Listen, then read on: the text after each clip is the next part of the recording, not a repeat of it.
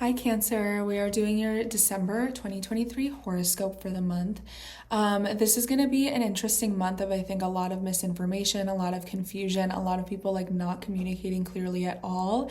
But as we head into the new year, we're going to have some things working in our favor. There are some days of good luck this month that we can keep an eye on. So it's a mixed bag, but let's just get into it. On the first, I'm also looking at my notes on my phone, so I'm sorry if you see me looking this way. On the first, we have Mercury entering your seventh house of relationships. So this is going to bring a lot of conversation and focus to this area of your chart. This is going to be anything in regards to business partnerships, clients, the people that you work with, the people that you're closest with, whether that be romantic, professional, platonic, whatever it is, people that you have a shared goal with. And Mercury has a lot to do with communication. It's speaking, talking, writing, using your voice, attention to detail, how you're communicating with people. So this can be talking more with the people that you love. It can be talking about details with people that you work very closely with or clients. It can be there being a sort of boost in stimulation to agreements and shared goals with other people. On the third, Venus is going to be in your fourth house. It's going to be leaving it. And as it leaves your fourth house and ingresses into your fifth, it's first going to come in contact with a very intense square to Pluto. So Venus is the planet of love, money, beauty, pleasure, indulgence, things that feel good. It's quite a frivolous sense of enjoyment. Having that come into a square with Pluto, which has a lot to do with intensity and personal transformation and profound truth, can be some sort of intensity between the people that you, like your home, your family, your living situation, themes regarding your roots in your private life now coming into conflict with the people closest to you, whether that be again like your husband, wife, you are a committed relationship, or someone that is just very close to you relationship wise. So this can be conflict between something as simple as like your living situation and that sort of causing some sort of issue with your ability to like work with your clients or work with your business partners. It can be a head-to-head with your living situation and your romantic partner. It can be your family isn't getting along with your committed relationship. It can be a whole bunch of different things, but I would say that typically here there is a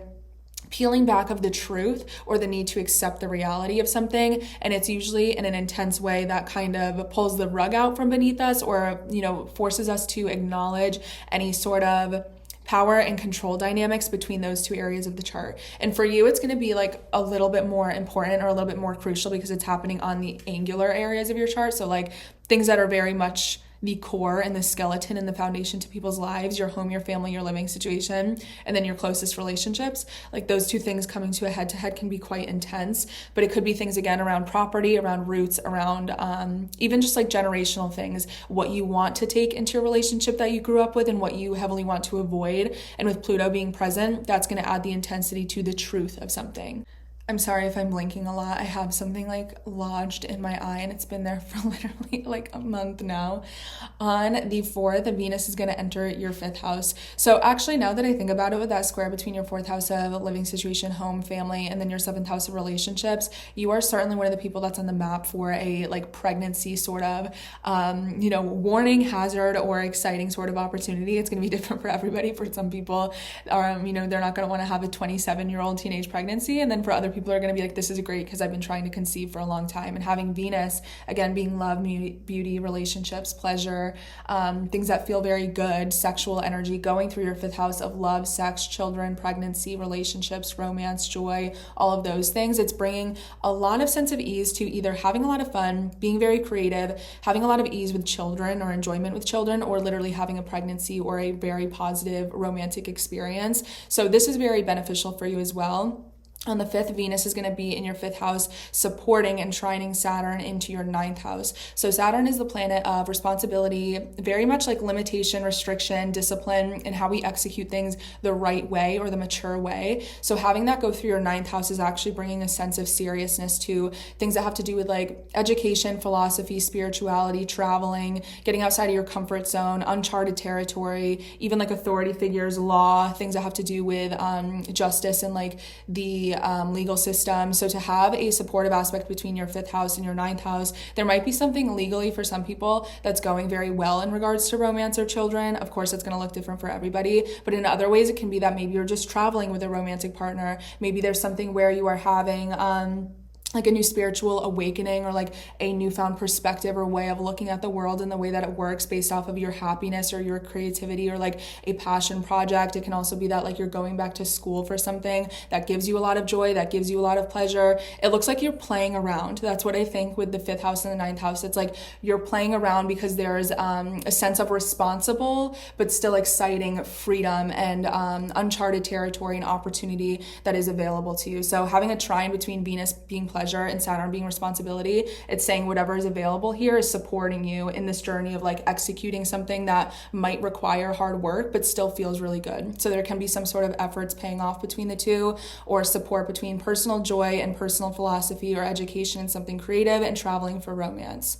On the 7th, Neptune is going to station direct in your 9th house. It's been retrograde since June 30th. So if there's any sort of pattern that you can identify in regards to Neptune being things that kind of cloud our vision, it's deceptive, it's dreamy, it's spiritual, it's intoxicating, it's creative, but it's also very it has this sort of effect of softening the edges so much so that we don't always see something entirely clearly. Having it stationed direct is going to be different for everybody, but I would say that typically Neptune stationing direct lifts the veil of any sort of confusion, brain fog, or like some sort of like loss of the end goal or the ability to execute in the real world way, that becoming a lot more clear and a lot more concrete. So if you've had any sort of like confusion around things like faith, spirituality, education, traveling, maybe not knowing entirely what you want to do, maybe not knowing if you're in school for the right thing and if that's something that you actually want to pursue in life, maybe sort of stepping one foot in and one foot out when it comes to your faith or your religion, having it stationed direct can be like a spiritual breakthrough. It can be clarity, it can be learning something new. It can be having a sense of mentorship or traveling somewhere new that sort of like awakens your senses, where it just feels like a glass of cold water where now you're seeing things clearly, you're understanding them better. There's a sense of knowledge becoming a lot more clear here. On the 10th, Venus in your 5th house is going to oppose Jupiter in your 11th house. So this is really beneficial if you do anything creative, especially in social media or on social networking, or even just hanging out with friends and like being more social and going to more events, saying yes to plans, putting yourself out there a little bit more. This is one of the luckier days, the 10th, and this is really great for support from other people, choosing what makes you happy, being selfish, saying yes to things that excite you, social events with friends, and having maybe like a celebratory party, because you're kind of combining what is two benefic, so both planets that want to give you good things and give you opportunity and give you joy and pleasure, between your 5th house of, again, love, sex, romance, children, pregnancy, things that feel good and exciting and creative and light you up inside, and that interacting with the people in your life that support you and your sense of belonging in the world. So your community, your friends, your associates. It makes me think of people congratulating you for something that you like or that you pulled off.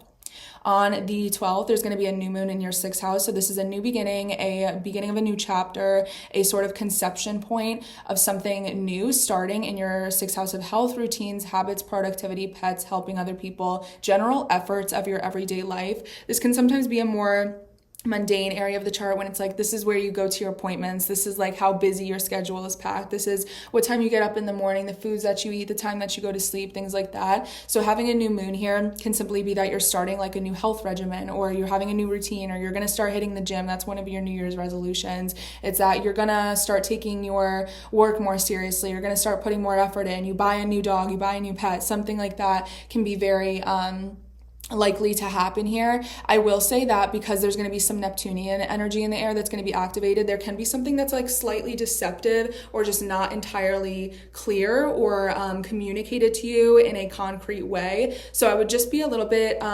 cautious of like investing your time, energy, or efforts into something if you're not entirely clear on what it's going to deliver back to you, if it's going to be worth it, or if it's something that you want to undertake.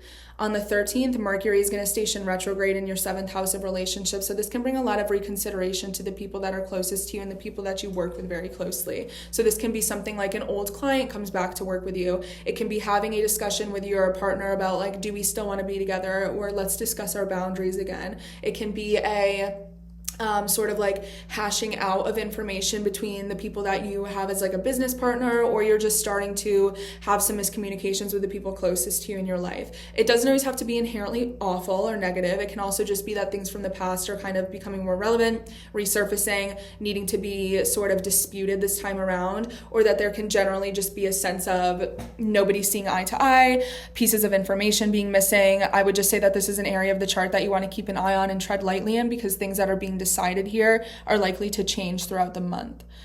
On the 17th, we have the sun in your 6th house squaring Neptune in your 9th house. So generally this is a day that across the board, collectively for everybody, I would say that you just want to be careful in terms of deception, manipulation, and seeing things very clearly. It can be a day of trickery, and if it's not so malicious, it can just be that something looks like it makes sense right now and maybe it won't later, or we'll realize later when it's too late that it wasn't really adding up. So on the 17th, having that between your 6th house and your 9th house, this has a lot to do with, again, your 6th house of work, health, routine, productivity, maybe things like doctors and appointments, and then your 9th house of like authority figures or professors or teachers or mentors or people that sort of guide you or teach you. It can also be, again, legal matters, maybe something with legal details overlapping with the workplace or with health situations. You really want to trust your gut when it comes to the people that you are in partnership with, or the people that help align you with like positive health, positive work,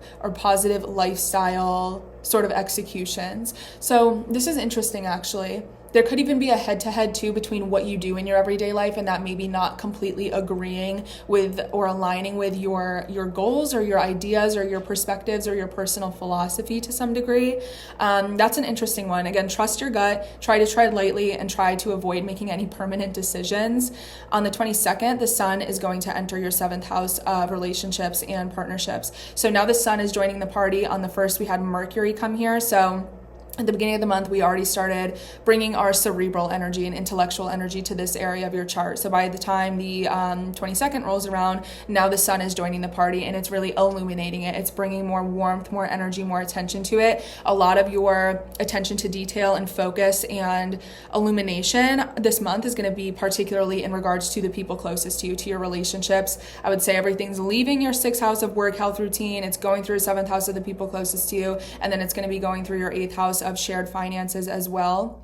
On the 23rd, the next day, Mercury retrograde is going to go from your 7th house of relationships back into your 6th house of work, health, routine, lifestyle, etc. So this idea of Mercury retrograde retracing its steps and kind of saying, hey, before we can tread forward, we need to sort of revisit something because we dropped something on the way. There was a piece of information that we need to gain. There is something that we weren't seeing entirely too clearly, or there's something that needs to be addressed before we can move forward more efficiently.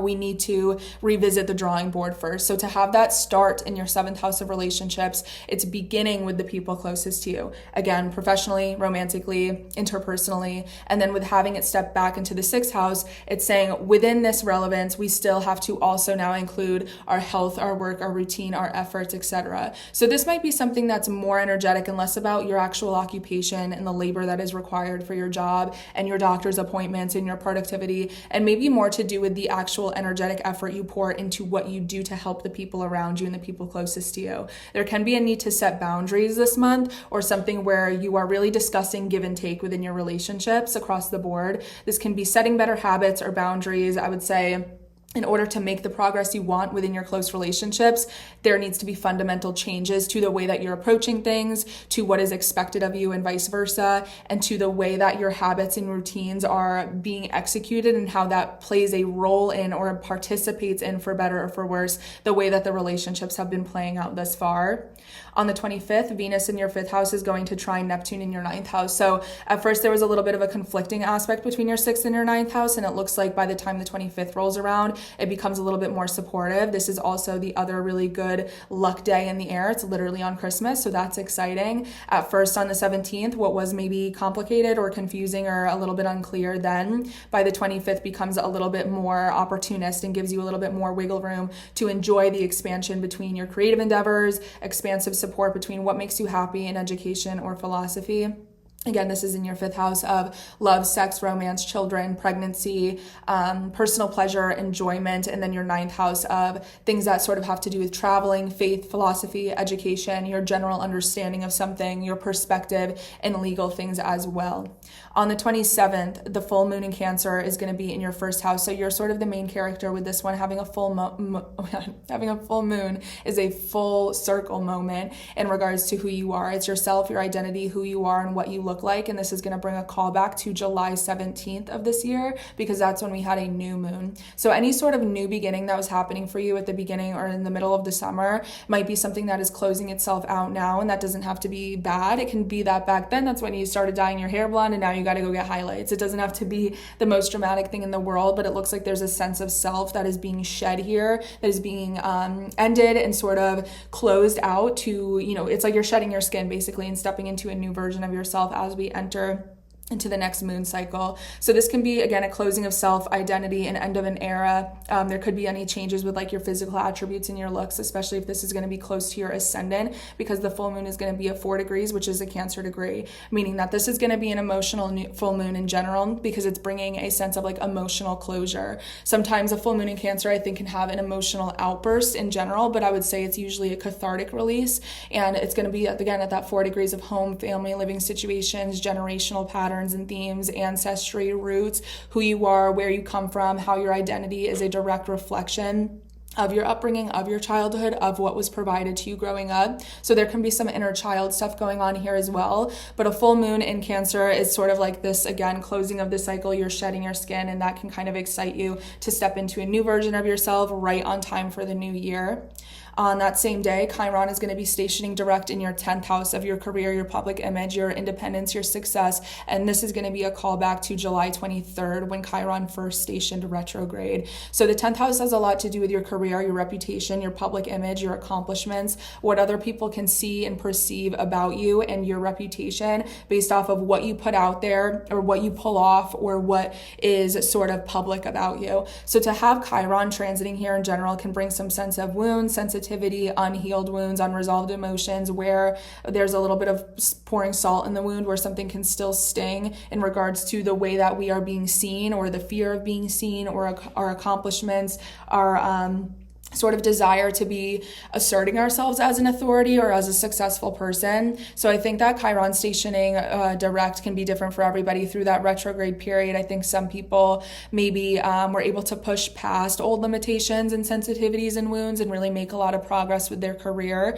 However, for some other people, I think that it was maybe a period of laying low and doing the internal work and the self-reflection that is now going to benefit their ability to execute those really big dreams and goals now.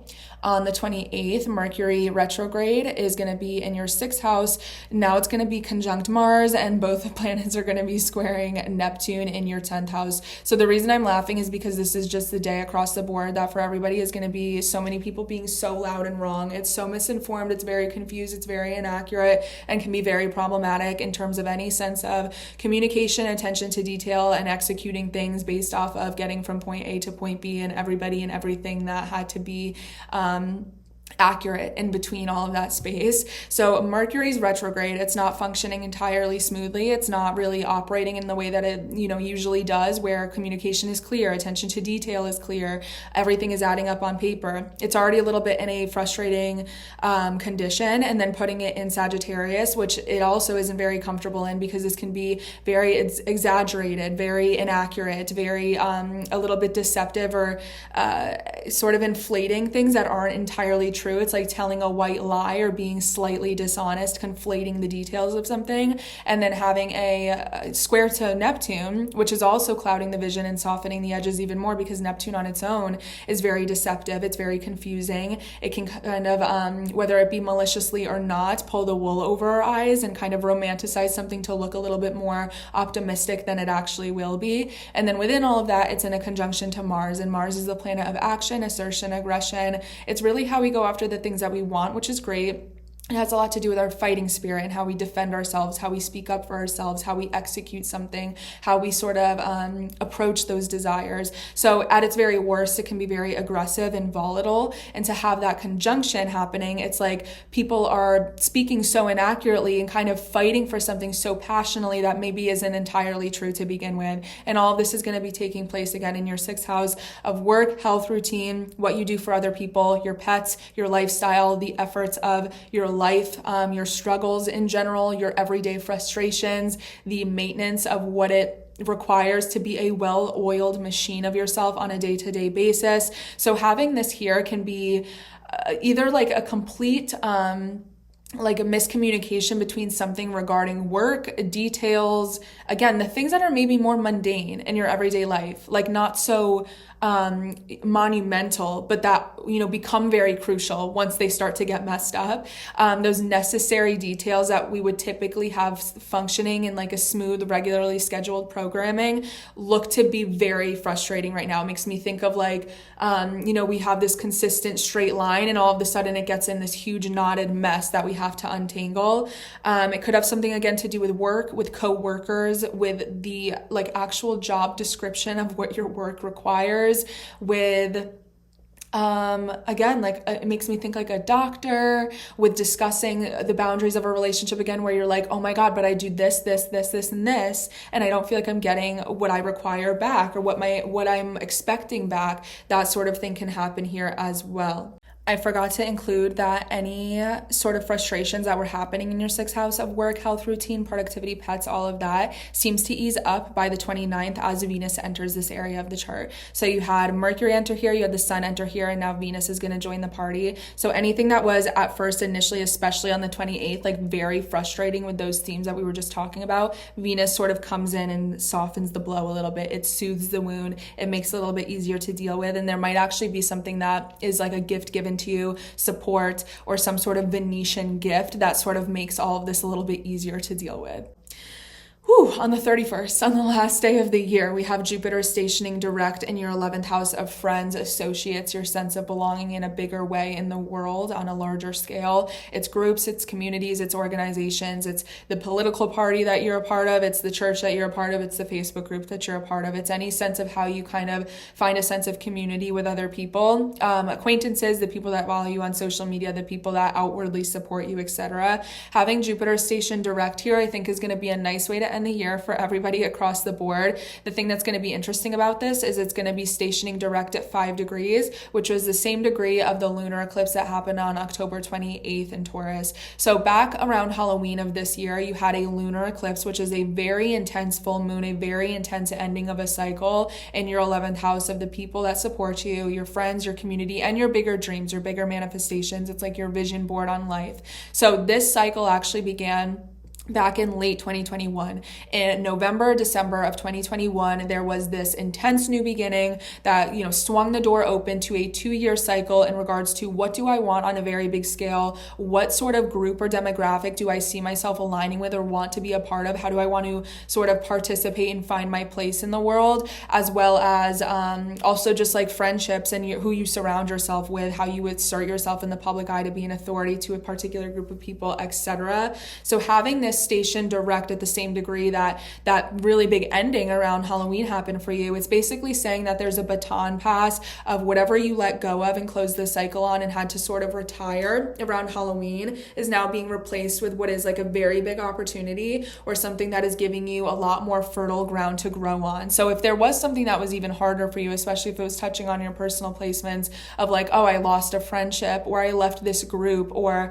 I removed myself from this particular community and it was very hard for me despite knowing it was the right choice, having Jupiter sort of stationed direct here at that same degree is saying, well, now that you've cleared the air, you've made room for this new thing that's supposed to or will, provide you the opportunity to have a lot more expansion in your life and have a lot more opportunity in your life. So I think it's very exciting.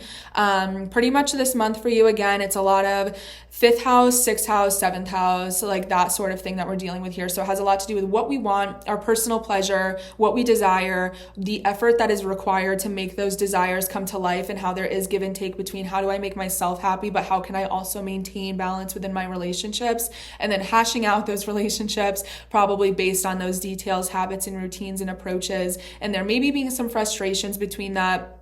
But by the end of the month, it looks like it's going to sort itself out into the new year. So if you have any questions or you need me to elaborate on anything, just comment down below. I'd love to hear what you guys are going through and how this month is going to unfold for you. If you'd like to book a personal reading or you want any sort of details on how you can get more from me, everything that you need is going to be in the description below. You can check out KMONEY.biz.